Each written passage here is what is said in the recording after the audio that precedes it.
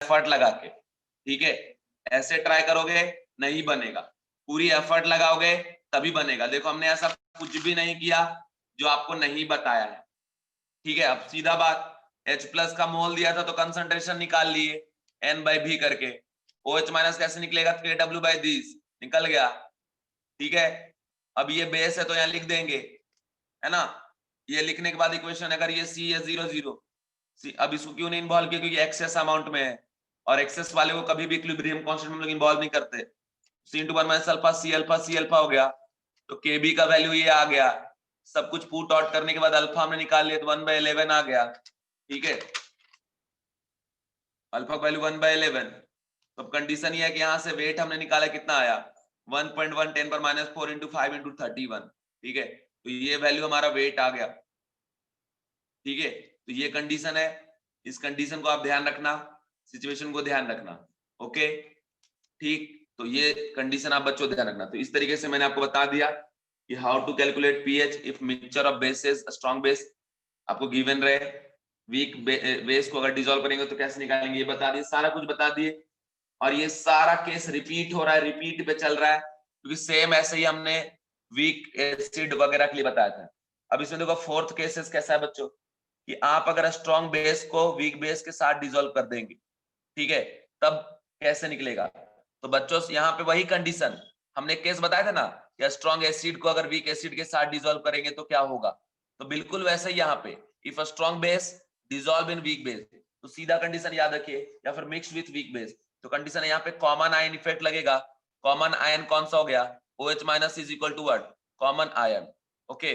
Common ion is equal to OH-, and सीधा याद रखना बिल्कुल कि जो OH- का कंसंट्रेशन है नेट, वो हम लोग लेंगे due to a strong base, बस,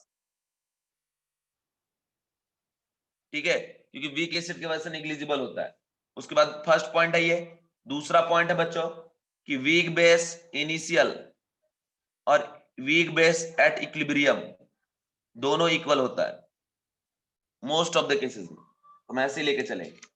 और जो यहां से B+ जनरेट होगा, B+ का कंसंट्रेशन वो C अल्फा के बराबर होगा, ठीक है, C अल्फा के बराबर, ठीक। अब जैसे मैं आपको एक एग्जांपल बताता हूं कि जैसे मान लो AOH है, ये का स्ट्रॉन्ग बेस, ये टूटेगा A+ में और किस में आपका OH- में, ये अलग कंटेनर में है C00, ये 0 तो ये C और ये C।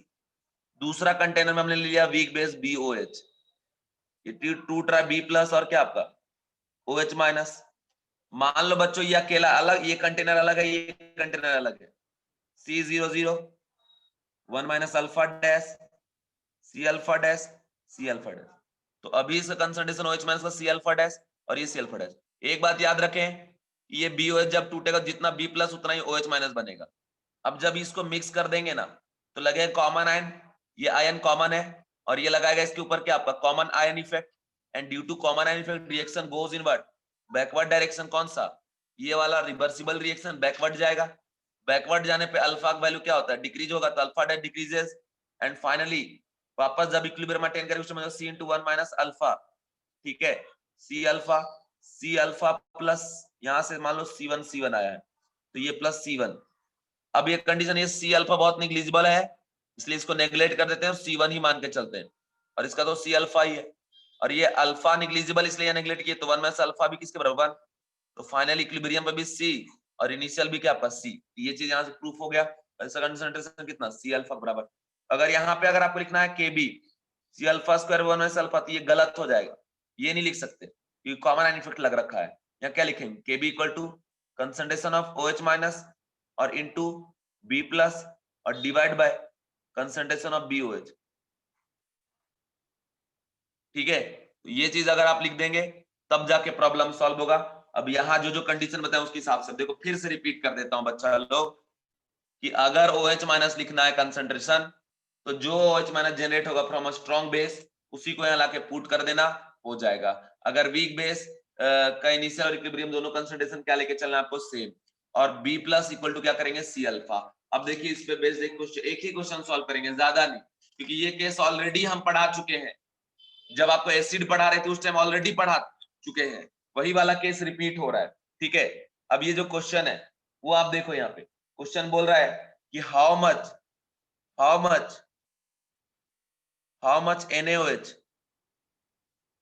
NaOH should be added in 500 ml of 0.1 molar NaOH, 0.1 molar NH4OH, 0.1 molar NH4OH solution such that concentration of NH4 plus is equal to 10 का पावर -5 मोलर। ठीक है, ये है हो गया। इसके हिसाब से अब प्रॉब्लम को सॉल्व करना है। अब देखो कैसे सॉल्व करेंगे, सीधा बात, कंडीशन समझ के चलो। NaOH हम ले रहे का स्ट्रॉन्ग बेस प्लस और OH माइनस में 100%। ठीक है, C तो 0 0 या C1 तो 0 0 0 तो ये C1 और ये C1। ठीक है, अब दूसरा क्या है, दूसरा बच्चों की ये NH4OH जो आप देख रहे हो ये रिवर्सिबली टूटेगा NH4 प्लस में और साथ में OH माइनस में। ठीक है, अब इधर ये है ये C0 0 C into 1 minus alpha C alpha C alpha. अब ये नेट कंसंट्रेशन ये C1 plus C alpha, but ये नेग्लेक्ट होता है। ठीक है, तो अब कंडीशन क्या हो जाएगा यहाँ पे कि Kb equal to concentration of OH minus NH4 plus divide by NH4OH। अब आपको क्या बताया गया, यहाँ तो इक्विलिब्रियम वाला सब कुछ पुट करेंगे।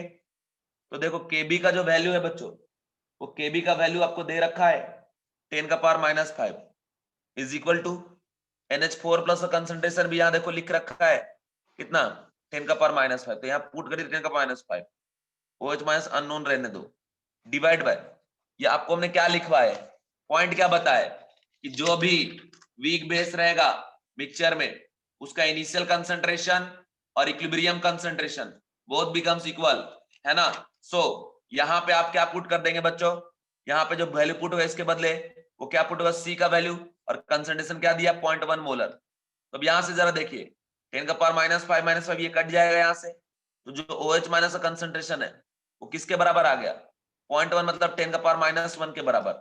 ठीक है, और आपको मैंने सीधा बताया था ये जो OH माइनस है वो कहां से आ रहा है, फ्रॉम अ स्ट्रॉन्ग बेस। तो मतलब ये जो C1 है ये इसके कंसंट्रेशन से आ रहा है डायरेक्ट, कितना 10 का पावर -1। ठीक है, अगर ये 10 पर -1 है कहां जनरेट हुआ ये NaOH से, मतलब C1 टूटा तो ये C1 बना, मतलब अगर ये 10 पर -1 बन रहा है मतलब ये कितना टूट रहा होगा 10 का पावर -1 ही टूट रहा होगा। ठीक है, तो कंडीशन क्या है कि concentration of NaOH is equal to what 10 का पावर -1 मोलर। समझे, ये कंडीशन है, इस कंडीशन को आप ध्यान रखना। तो ये NaOH का कंसंट्रेशन आ गया 10 का पावर -1 मोलर। ठीक है, ये कंडीशन है, इस कंडीशन को आप ध्यान में रखना, सिचुएशन को ध्यान में रखना बच्चों। तो इस तरीके से हमने पहले इसको कैलकुलेट किया। तो हमने क्या किया है, हमने ऐसा कुछ तो यूज नहीं किया जो आपको नहीं पढ़ा है, हर वो चीज जो एजम्पशंस है। अब आपके मन में होगा सर नेग्लेक्ट क्यों करते हैं वीक बेस, तो आप खुद ही देखो ये वैल्यू कितना है 10 पर -1 और ये कितना है 10 पर -5, मतलब अगर ये 10 पर -5 ये, तो ये भी कितना बन रहा होगा 10 पर -5 भी। आप खुद सोच के देखो मेरे प्यारे बच्चों, क्या 10 पावर -1 में 10 का पावर -5 जो वैल्यू है वो ऐड होने लायक है क्या, नहीं, नेग्लेक्ट करेंगे। ठीक है, मैं फिर एक बात बता दूं, आयोनिक इक्विलिब्रियम टफ है जरूर, मानता हूं कॉम्प्लिकेटेड है, लेकिन अगर एक बार समझ समझ के स्लोली सॉल्व कर लिए ना, बाद में इसके क्वेश्चन जो नीट और जेई में आते बहुत इजी होते हैं, उसमें इतना टफ टफ क्वेश्चन आपको नहीं मिलेगा, उसको फटाफट सॉल्व आप कर सकते हैं। प्रीवियस ईयर आपको देंगे एक दिन, आप तुरंत सॉल्व कर सकते हो, कहीं भी कोई दिक्कत आपको नहीं होगा। ठीक है, तो अब ये NaOH का कंसंट्रेशन ये आ गया। अब हमें तो एक्चुअली निकालना है क्या, मास, हाउ मच बोल रहे हैं मतलब मास निकालेंगे। तो कंसंट्रेशन क्या होता है, मोल बाय वॉल्यूम इक्वल टू 10 पर -1। तो मोल वॉल्यूम कितना बच्चों 500 ml, मतलब क्या आपका 0.5 लीटर इक्वल टू 10 पर -1।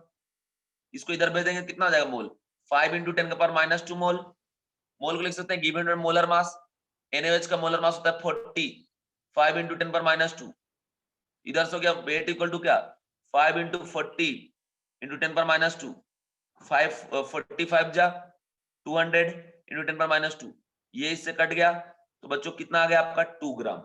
ये जो आप देख रहे हो ना, ये जो आप देख रहे हैं, this is what, this is weight of NaOH dissolve in water, 500 ml of water।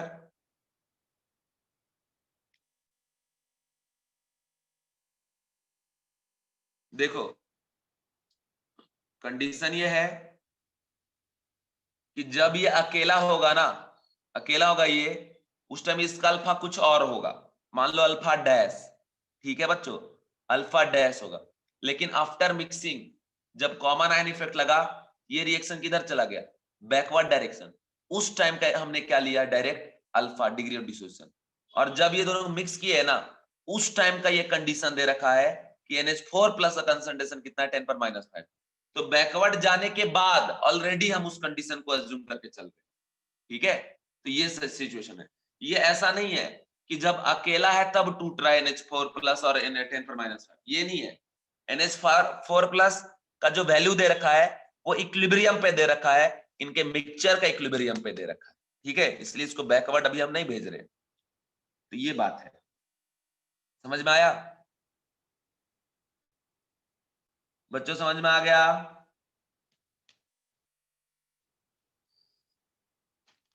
सारे बच्चे एक बार रिप्लाई कर दीजिए, समझ में आ गया। यस और नो लिखो, बस ज्यादा कुछ लिखना नहीं है। यस समझ में आया तो यस लिखिए, नहीं समझ में आया तो नो लिखिए। कोई डाउट आ रहा है तो वो भी पूछिए, और हमें थोड़ा कोऑपरेट करो। आप देखना, आपको ऐसे मार्क्स दिलवाऊंगा ना केमिस्ट्री में जो आप सोच ही नहीं। कोऑपरेट करिए, cooperate in the sense doubt पूछिए। डाउट पूछने मतलब डाउट ये क्वेश्चन नहीं, क्वेश्चन तो पूछो ही, साथ ही साथ जो थ्योरी में आपको दिक्कत है, जो चैप्टर मैं आपको नहीं पढ़ा रहा हूं, जो टेस्ट में आ रहा है, उसके डाउट पूछिए कॉल करके, सर हमें ये नहीं समझ में आ रहा है। हम बताएंगे बाबू आपको, मेथड बताएंगे, उसके सारा कंडीशन बताएंगे, ठीक है। चलिए यहां तक हो गया क्लियर सबको। आगे बढ़ू बच्चों, मैं आगे बढ़ जाऊं, ठीक है। अब आगे बढ़ता हूं, लास्ट केस, बेसिस का आखिरी केस, और ये सबसे टफ केस का आखिरी केस है। इसके बाद सब इजी इजी आपको मिलेगा। इसके बाद कंडीशन बच्चों, अगर आप मिक्सचर ऑफ वीक बेस का निकाल रहे,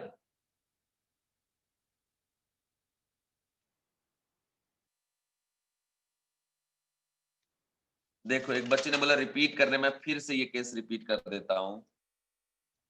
इसी केस को रिपीट करना है ना मैथिली, इसी केस को रिपीट करना है ना, या इसके पहले वाले केस को रिपीट करना है?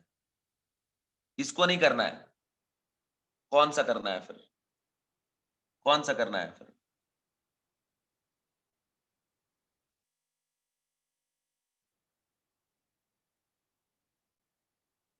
अच्छा देखो फिर से रिपीट कर रहा हूं, जो प्रॉब्लम हमने भी सॉल्व कराया आपको। क्वेश्चन ये है कि NH4 प्लस, ये एक कंडीशन है, solution, how much NH4 OH dissolve in 500 ml of 0.1 molar NH4OH solution such that concentration of NH4 plus is equal to 10⁻⁵। ठीक है, समझ रहे हो? तो अब कंडीशन ये है कि कितना NaOH को हम यहाँ पे ऐड करें। तो पहले ये सारा कंडीशन हम लिख दिए, और इक्विलिब्रियम जो अटेन करेगा मिक्सिंग के बाद, उस टाइम का NH4 प्लस कंसंट्रेशन 10⁻⁵ दे रखा है। अब हमने डायरेक्ट कंसेप्ट ये लगा दिए। अब हमको ये पता है कि ये जो है वो C अल्फा के बराबर होता है, जिसका वैल्यू दिया 10⁻⁻, से बोला के यहाँ पुट कर दिए। वीक बेस के बारे में हमने बताया था आपको कि इनिशियल और इक्विलिब्रियम दोनों सेम होगा। सो इसका इनिशियल क्या दे रखा है, इनिशियल दिया रखा है 0.1, तो हमने 0.1 पुट कर दिया, Kb का वैल्यू दिया हुआ है। पूरा जब सॉल्व कर दिए तो आगे कंसंट्रेशन ऑफ OH माइनस, जो वैल्यू किसके बराबर बच्चों, 10⁻⁻1 के बराबर, ठीक है। ये OH माइनस का वैल्यू किसके बराबर है, 10⁻⁻1 के बराबर। तो अगर ये 10⁻⁻1 आया है तो ये कहां से आया होगा, तो सीधी बात है फ्रॉम व्हाट, स्ट्रॉन्ग बेस, ठीक है, क्योंकि लिखवाए हैं कि जब दो मिक्सचर रहे, स्ट्रॉन्ग बेस और वीक बेस, तो उस केस में जो OH माइनस होगा वो देने का काम कौन करेगा, तो स्ट्रॉन्ग बेस ही करेगा। ओके बच्चों, तो मतलब ये स्ट्रॉन्ग बेस का कंसंट्रेशन है। अब स्ट्रॉन्ग बेस कौन है यहाँ पे? NaOH। NaOH टूट रहा है तो Na प्लस OH माइनस, अगर ये C1 तो ये 0 0 0 तो C1 और ये C1, तो मतलब इसका वैल्यू 10 पर -1, तो C1 का वैल्यू क्या हुआ? 10 पर -1। इनडायरेक्टली इसका आ गया कंसंट्रेशन। अब इसका कंसंट्रेशन आ गया तो मोल बाय वॉल्यूम कर दिए, है ना, तो वैल्यू लिख दिए। वॉल्यूम का वैल्यू हाफ लीटर है, 500 ml, तो 0.5 लीटर कर दिए, क्रॉस मल्टीप्लाई कर दिए, मोल निकाल लिए। ईवेंट मोलर मास कर दिए, फिर वेट को उधर लेके जाएंगे, मोलर मास को इधर लेके जाएंगे, मल्टीप्लाई कर देंगे, तो जो वैल्यू आएगा वो वेट आ जाएगा किसका? NaOH का। ओके बच्चों, तो ये कंडीशन है। इस कंडीशन को आप ध्यान रखना, प्रॉब्लम को ध्यान रखना, और जो सिचुएशन हो उसके हिसाब से प्रॉब्लम को सॉल्व करना, ठीक है। और जब तक आप प्रॉब्लम एक बार सॉल्व इसको करोगे एक आध, तो आपको पूरे क्लियरिटी हो जाएंगे, ठीक है। तो लास्ट केस बता रहा हूँ, मिक्सचर ऑफ वीक बेस का, और इसमें हम ज्यादा डिटेल में नहीं जाएंगे, इस पे क्वेश्चन बहुत कम आपको दिखेगा, कहीं मिलता भी नहीं। मिक्सचर ऑफ वीक बेस ये बच्चों सीधा याद रखना, जब हम आपको एसिड के लिए पढ़ाए थे ना, मिक्सचर ऑफ वीक एसिड, उसमें बहुत डेरिवेशन बताए थे। यहाँ उतना डेरिवेशन नहीं बताएंगे, बहुत टाइम लगेगा, इसलिए सीधा सीधा याद रखना कि दो बेस को अगर मिक्स कर रहे हो तो रूट अंडर Kb1C1 और प्लस Kb2C2, बस। अगर मोर देन टू बेसिस को मिक्स कर रहे हैं, वीक है, तो रूट अंडर के summation of KBi CI i equal to 1 to n, ठीक है, समझ गए। तो ये कंडीशन है जिसमें ये वैल्यू तब हम लेके चलते हैं जब अल्फा 1 माइनस अल्फा रफली इक्वल टू क्या अज्यूम करके चलते हैं? 1। इस पे बेस्ड जब एक क्वेश्चन आपको सॉल्व करा रहा हूं, क्वेश्चन बोल रहा है कि calculate pH of A solution obtain by mixing 500 ml of 0.4 molar B1OH, ठीक है, Kb इज इक्वल टू 10 पर -7, और दूसरा दे रखा है 15 ml of 0.8/3 molar B2OH, Kb is equal to 4 into 10 का पावर -7, ठीक है। इसका पीएच अब आपको निकालना है, तो कैसे निकालेंगे पीएच? ठीक है, तो सीधा पहले जब इसको मिक्स करोगे बच्चों, मिक्स करने पे पहले इन दोनों का इंडिविजुअल कंसंट्रेशन निकालना पड़ेगा, क्योंकि कंसंट्रेशन में तो चेंजेस होगा, है ना, कंसंट्रेशन में चेंजेस तो होगा, क्लियर। तो बात ये बच्चों कि जो जो चेंजेस हो रहा है, एक मिनट, ये 1500 ml है बच्चों, नॉट 1500 ml, ठीक है। तो देखिए जब हम मिक्स करेंगे तो वॉल्यूम ऑफ सॉल्यूशन में चेंजेस आएगा, इसका कंसंट्रेशन भी चेंज होगा। तो सबसे पहले ये फॉर्मूला लगाने वक्त ऐसा नहीं कि Kb पुट करके ये कंसंट्रेशन पुट करके निकालो, तो गलत हो जाओगे।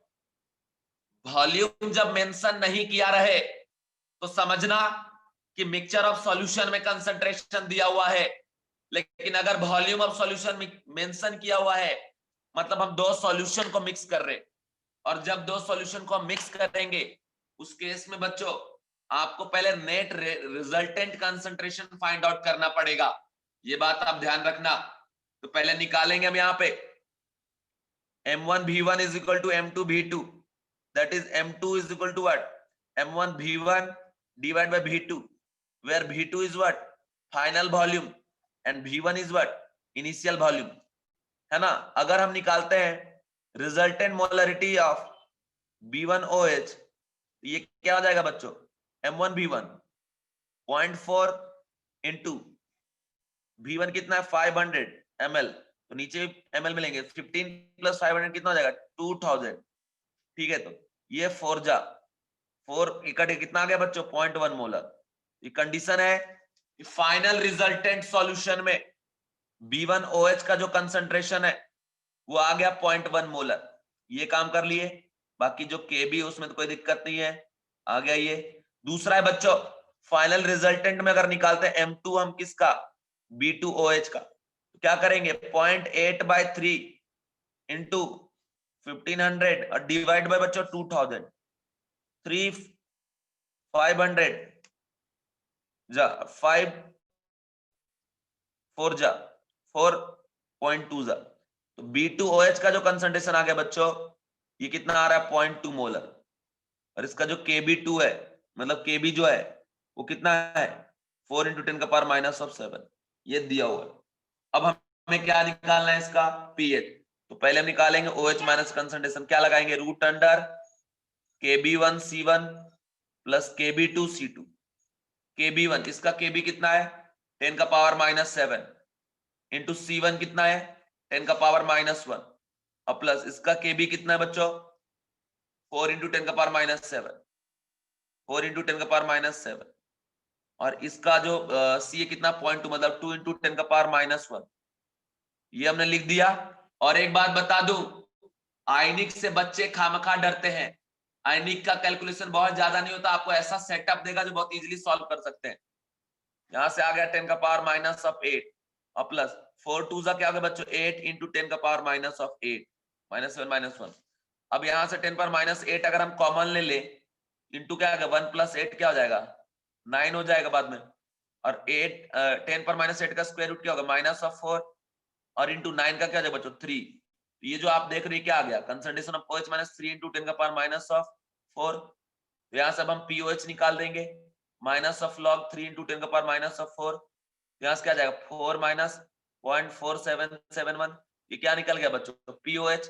अब अगर हमें pH निकलना है तो 14 में POH को फिर माइनस कर देंगे, क्या निकल जाएगा pH। तो इस तरीके से सारा टाइप का कंडीशन हमने आपको बच्चों पढ़ा दिया, समझा दिया। ठीक है, उम्मीद करता हूं कि आपको मैं समझाने में सक्षम हूं और समझा पाया।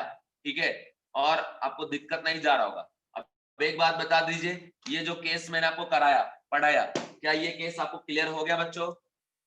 Give me answer please. ये जो केस अभी हमने आपको पढ़ाया,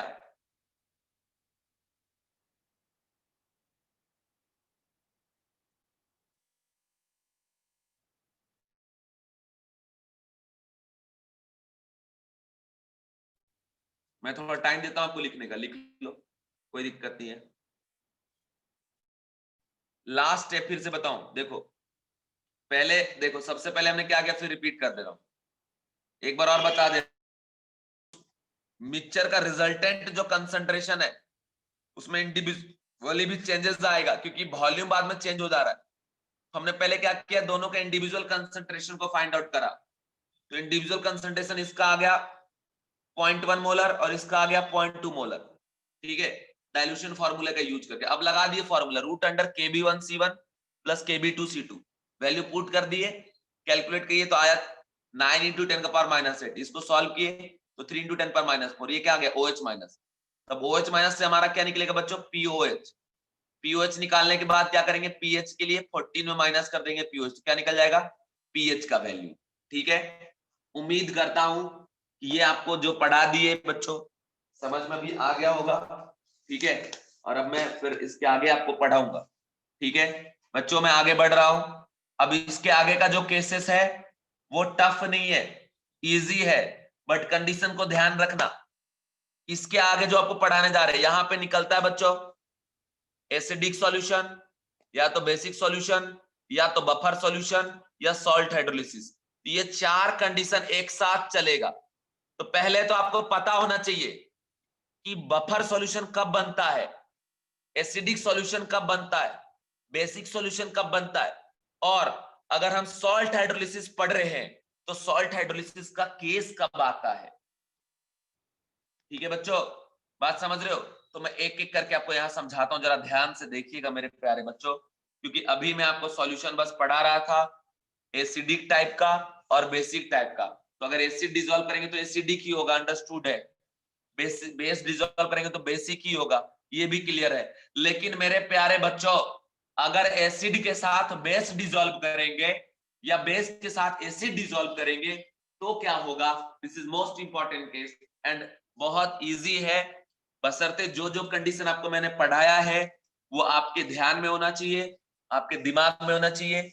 बाकी मैं आपको यहाँ बता दूं, और जितना पढ़ा रहा हूं पढ़ने के बाद आप जाके अपने मॉड्यूल से जाके उसको सॉल्व करिएगा तो आपको बेनिफिट होगा। प्रीवियस ईयर सॉल्व करिए, जो मॉड्यूल जो मटेरियल आपके पास है उन सभी को आप सॉल्व करिए। ठीक है, तो ये चीज आप ध्यान रखना बच्चों। ठीक है, चलिए आगे बढ़ते हैं। कंडीशन ये है कि acid and base are mix together, ठीक है। केस 3 में मैं लेके जा रहा हूं, देखो ये आखिरी केस है, इसके बाद समझने वाला चीजें खत्म हो जाएंगे, फिर तो वो सब है सॉल्युबिलिटी वगैरह, वो सब सीधा से बहुत इजी है। केस 3 में कंडीशन ये है कि एसिड प्लस बेस, एसिड और बेस को हम मिक्स करेंगे, ठीक है बच्चा लोग, एसिड को और बेस को मिक्स करेंगे। तो सीधा बात आप समझ लो, when acid and base are mix together, ठीक है, then we write first reaction between them, सबसे पहले इनके बीच के रिएक्शन को आप लिखो, ठीक है। और आपको पता है बच्चों कि जब एसिड रिएक्ट करेगा बेस से, ठीक है, सॉल्ट बनेगा और साथ में वाटर बनेगा। Acid base react with each other, then form salt and also form water. अब बच्चों कंडीशन ये है, मेरी बात को जरा ध्यान से सुनना मेरे प्यारे बच्चों, बात कुछ बहुत जरूरी है, बहुत इंपॉर्टेंट है, बहुत ध्यान से सुनना, ध्यान से सुनना। एसिड और बेस एक दूसरे का हेटर है, एसिड को बेस पसंद नहीं है और बेस को एसिड पसंद नहीं है ना। जैसे गाना सुने थे ना, कौन सा यार, ऐसा गाना था, पसंद नहीं है करके, बेस पसंद नहीं है, पता नहीं, मुझे याद नहीं आ रहा अभी, ठीक है। तो बस वैसी एसिड को बेस पसंद नहीं है और बेस को एसिड पसंद नहीं है, ठीक है। तो अगर पसंद नहीं है तो ऐसा नहीं कि ये कहीं और चला जाएगा या दूर जाएगा, ऐसा नहीं है। पसंद नहीं है मतलब एक दूसरे के साथ रिएक्ट करेगा, और तब तक रिएक्ट करेगा जब तक या तो रिएक्ट करके दोनों ही जीरो ना हो जाए, या एसिड जीरो हो जाए या बेस जीरो हो जाए। मतलब रिएक्शन तब तक चलेगा जब तक कोई एक 100% फिनिश ना हो जाए, आइदर एसिड और बेस और बोथ, ठीक है। तो ये क्राइटेरिया है एसिड बेस के रिएक्शन का, मतलब इन दोनों में कोई ना कोई एक लिमिटिंग रिएजेंट होगा या दोनों का दोनों लिमिटिंग रिएजेंट, ठीक है। अब देखो बच्चों, मेरी बात को जरा सुनो, सीधी बात समझ लीजिए, जैसा भी एसिड है H+ जनरेट करेगा, जैसा भी बेस है OH- जनरेट करेगा। एसिड वीक है या स्ट्रांग है उससे कोई फर्क नहीं पड़ता, बेस वीक है या स्ट्रांग कोई फर्क नहीं पड़ता। ये H+ तब तक देगा जब तक ये खत्म ना हो जाए, या ये OH- तब तक देगा जब तक ये खत्म ना हो जाए, ये खुद खत्म ना हो जाए, ठीक है। समझ रहे हो। अब बोलोगे कि कंडीशन है, देखो यहाँ कौन सा एसिड कौन सा बेस उससे कोई नहीं, जितना H+ जनरेट हो रहा है अगर उतना OH- जनरेट हो रहा है तो दोनों रिएक्ट करके क्या बन जाएगा बच्चों, वाटर, और साथ में क्या बनेगा, सॉल्ट। सॉल्ट कैसे बनता है, तो A9 arise from acid and cation arise from base. वो कैटाइन और एनाइन एक साथ एक दूसरे को न्यूट्रल करके एक साथ रहते हैं, उसी को हम लोग क्या बोलते हैं, सॉल्ट। तो देखो बच्चों कंडीशन, मैं कंडीशन बता रहा हूं, जरा गौर से सुनना। कंडीशन ये है कि अगर एसिड और बेस इक्वल प्रोपोर्शन में आप लेते हैं, that is both becomes limiting reagent, then उस केस में दोनों अगर लिमिटिंग रिएजेंट है, एसिड और बेस दोनों ही लिमिटिंग रिएजेंट है, मतलब दोनों रिएक्ट करके क्या हो गया, जीरो, तो फाइनल सॉल्यूशन में सिर्फ क्या बचेगा बच्चों, सॉल्ट।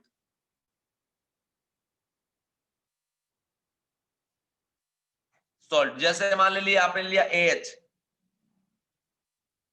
और BOH, ये रिएक्ट करके बनाएगा AB प्लस H2O।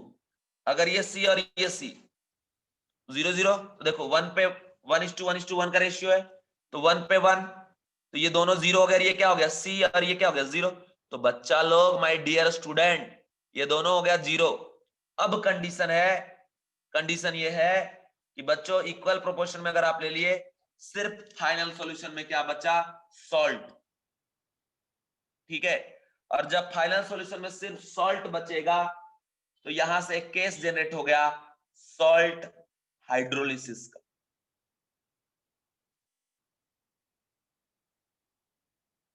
सबसे पहले तो आपको यह पता होना चाहिए कि सॉल्ट हाइड्रोलिसिस का केस कब जनरेट होता है। तो मैंने यहां आपको समझा दिया कि एसिड बेस आपस में रिएक्ट कर रहा है, सॉल्ट और वाटर बना रहा है, तो जितना H+ जनरेट कर रहा है उतना OH- अगर जनरेट हुआ तो दोनों रिएक्ट करके दोनों दोनों एक साथ जीरो, मतलब both behave as limiting reagent. Then बच्चों उस केस में ये दोनों एसिड और बेस रिएक्ट करके क्या हो गया, जीरो। उस टाइम पे सिर्फ सॉल्यूशन में क्या बच रहा है, ये सॉल्ट। जब फाइनल सॉल्यूशन में सिर्फ सॉल्ट बचेगा, अरे यार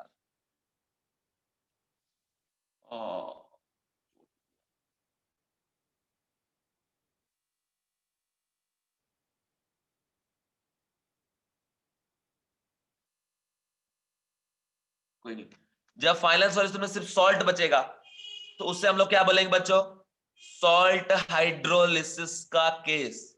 अब मैं आपको बताता हूं कि क्वेश्चन सॉल्व करते वक्त बच्चों को दिक्कत क्या जाता है।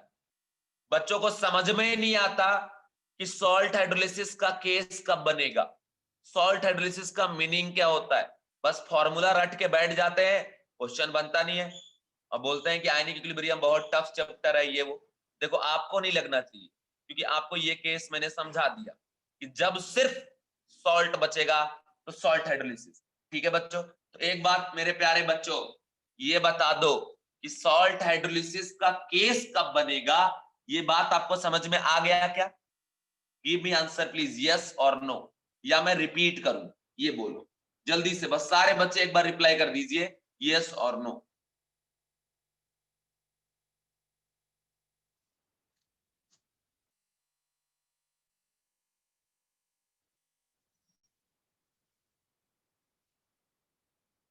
ठीक है, एक बार, वैसे तो सबको समझ में आ गया है लेकिन एक बार मैं खुद ही रिपीट कर देता हूं, ठीक है, कोई बात नहीं। अब कंडीशन है, फिर मेरी बात को जरा समझो, मैं वापस लिख रहा हूं एकदम साफ सुथरे तरीके से।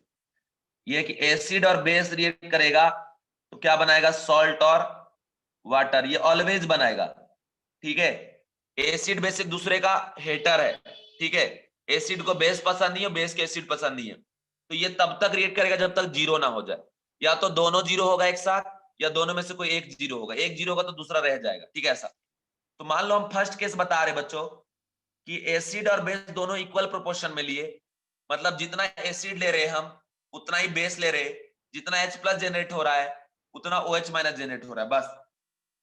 एसिड और बेस रिएक्ट किया और सॉल्ट और वाटर बनाया, और ये भी लिमिटिंग रिएजेंट है बच्चों, और ये भी लिमिटिंग रिएजेंट। लिमिटिंग रिएजेंट किसको बोलते हैं, जो during course of chemical reaction finish हो जाए।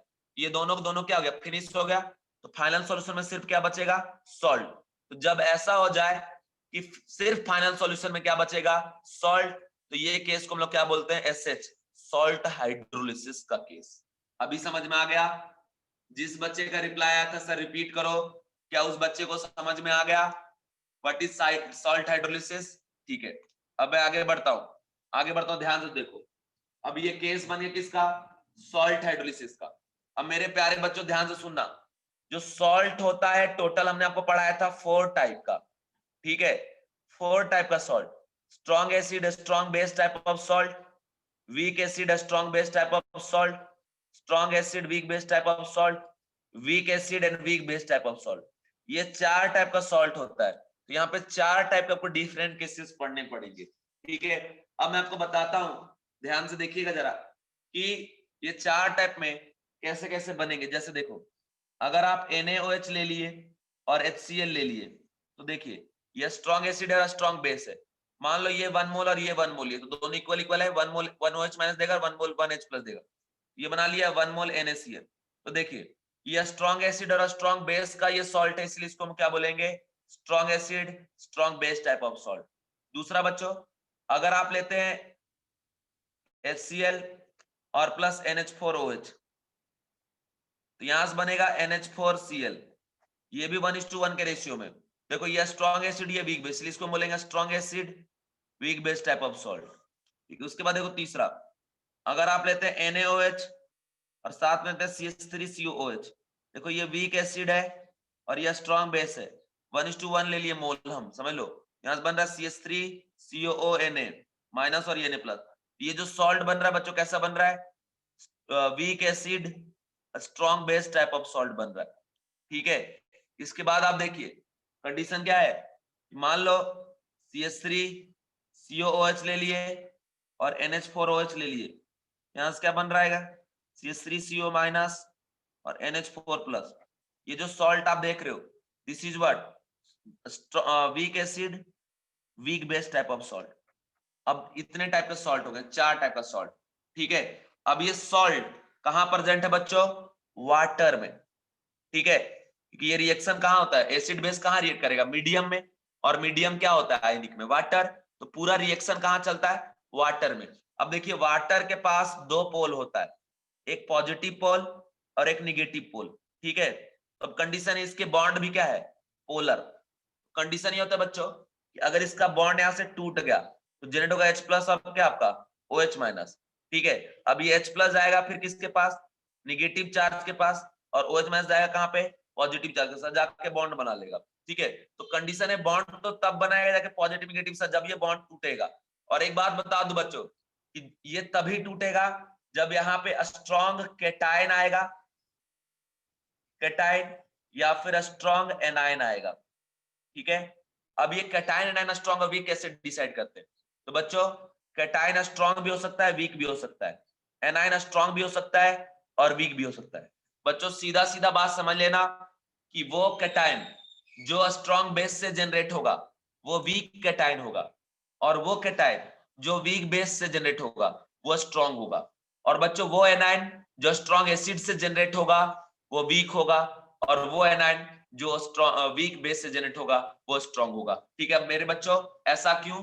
क्योंकि आपने पढ़ा था कॉन्जुगेट एसिड बेस पेयर, उसमें क्या पढ़ा है कि स्ट्रॉन्ग एसिड का कॉन्जुगेट बेस क्या होगा? वीक, और वीक एसिड का कॉन्जुगेट बेस क्या होगा? स्ट्रॉन्ग। स्ट्रॉन्ग बेस का कॉन्जुगेट एसिड क्या होगा? वीक, और वीक बेस का कॉन्जुगेट एसिड क्या होगा? स्ट्रॉन्ग। सो बच्चों अगर बात करें NH4 प्लस का और Na प्लस का, Cl माइनस का और CH3CO माइनस का, तो देखिए ये जो है arises from weak acid, so this is a strong, arises from a strong acid, so this is weak, ठीक है। arises from weak base, so it's strong, and ये क्या आपका weak। तो बच्चों इसका हैसियत नहीं है वाटर के बॉन्ड को तोड़ना, तो इसका हाइड्रोलिसिस पॉसिबल नहीं है, लेकिन इसका हाइड्रोलिसिस होगा, इसका हाइड्रोलिसिस होगा, ठीक है। समझ गए? तो ये कंडीशन। अब एक चीज और देखो, कंडीशन ये है कि मान लो अगर आप जबरदस्ती फोर्सफुली करा दिए इसका वाटर के साथ हाइड्रोलिसिस, यहां से क्या बन जाएगा? HCl, और क्या आपका साथ में बन जाएगा इधर से OH माइनस। अब देखो बच्चों ये HCl जो बन रहा है ये क्या है? एक स्ट्रॉन्ग एसिड है। क्या कभी भी स्ट्रॉन्ग एसिड वाटर में इस फॉर्मेट में रह सकता है क्या? नहीं, ठीक है। समझ गए? HCl